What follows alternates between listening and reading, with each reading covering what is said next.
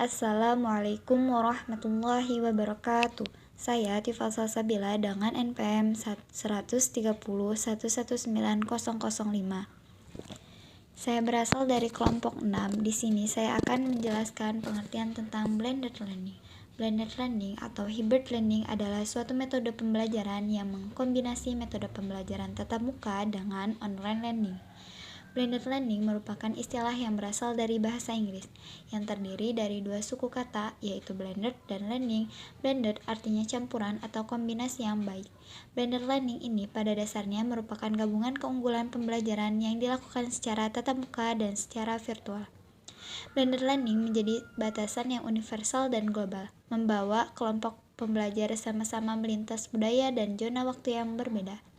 Pada konteks ini, blended learning dapat menjadi salah satu pengembangan paling signifikan yang terjadi pada abad 21. Selanjutnya ada karakteristik blended learning. Pertama, pembelajaran yang menggabungkan berbagai cara penyampaian, model pendidikan, gaya pembelajaran, serta berbagai media berbasis teknologi yang beragam. Yang kedua, ada sebagai sebuah kombinasi pendidikan langsung atau face-to-face, belajar mandiri, dan belajar mandiri via online. Yang ketiga, ada pembelajaran yang didukung oleh kombinasi efektif dari cara penyampaian, cara mengajar, dan gaya pembelajaran. Yang keempat, ada pendidik dan peserta didik memiliki peran yang sama penting. Selanjutnya ada tujuan blended learning, yaitu 1. Membantu peserta didik untuk berkembang lebih maju di dalam proses belajar. Kedua, menyediakan peluang yang praktis, realistis bagi pengajar dan peserta didik. Yang ketiga, peningkatan penjadwalan fleksibilitas bagi peserta didik dengan menggabungkan aspek terbaik dari tatap muka dan pembelajaran via online. Blended learning dibutuhkan pada saat proses belajar mengajar tidak hanya tatap muka, namun dengan menambahkan waktu pembelajaran dengan memanfaatkan teknologi dunia maya atau sosial media, membuat proses komunikasi non-stop antara pengajar dan peserta didik menjadi mudah dan cepat. Peserta didik dan pengajar dapat diposisikan sebagai pihak yang belajar, membantu proses percepatan pengajaran. Manfaat blended learning yaitu proses belajar tidak hanya tatap muka saja, tetapi ada penambahan waktu belajar. Selain itu juga mempermudah proses komunikasi antara peserta didik dengan pengajar,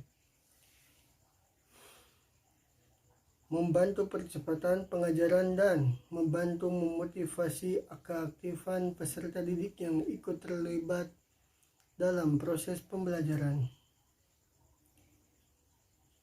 Beberapa aplikasi yang digunakan untuk model blended learning yaitu Google Classroom.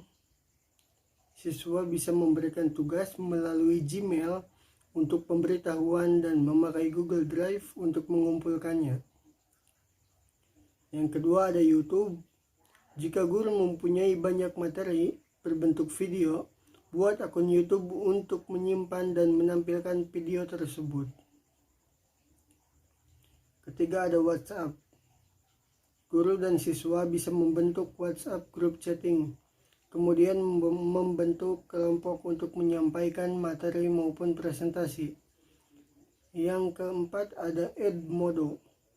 Edmodo adalah platform microblogging pribadi yang dikembangkan untuk guru dan siswa sebagai aplikasi penunjang kegiatan belajar mengajar secara online.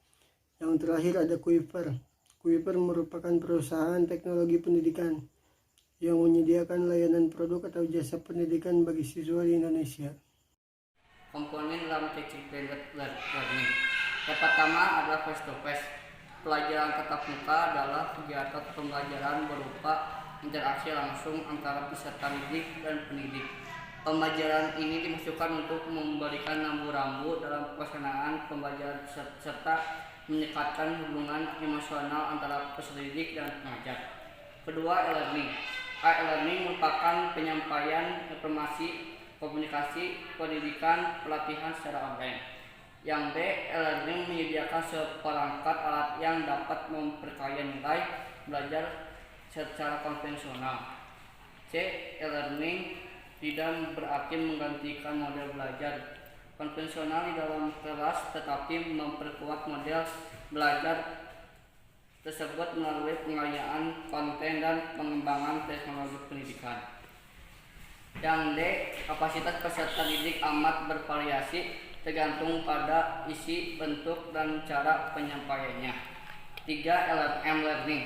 Bagian dari e-learning. Pengertian M-learning ialah pembelajaran di mana pembelajaran dapat mengakses materi pembelajaran, arahan, dan aplikasi yang berkaitan dengan pembelajaran kapanpun dari manapun.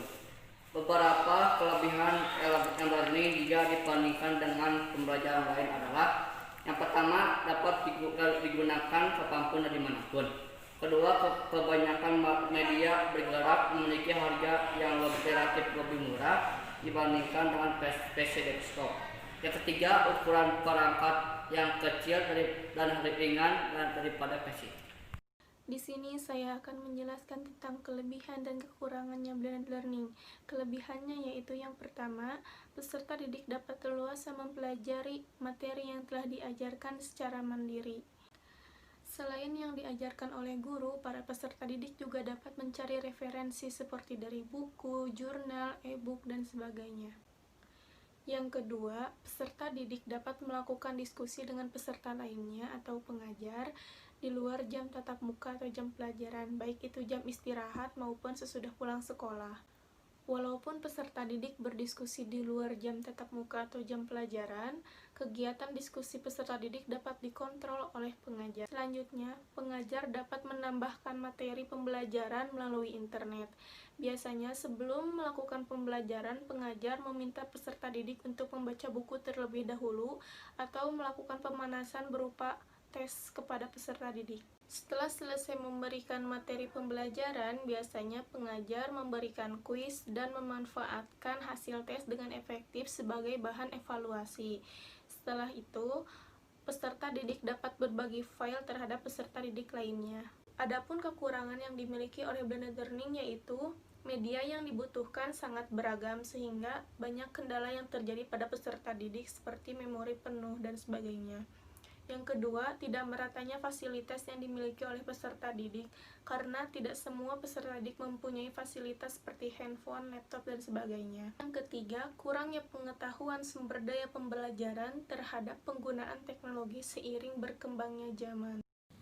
Jadi kesimpulannya, pada akhirnya blended learning berupaya untuk mengajak kita semua agar pendidikan tidak terjebak dalam sebuah orientasi yang keliru, yaitu hanya menjadikan dirinya sebagai industri yang tidak ada bedanya dengan sebuah pabrik. Mereka hanya berpikir untuk menghasilkan manusia siap pakai dan laku di pasar tenaga kerja.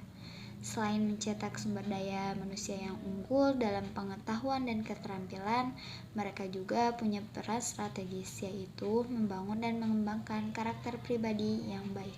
Sumber daya manusia berkarakter.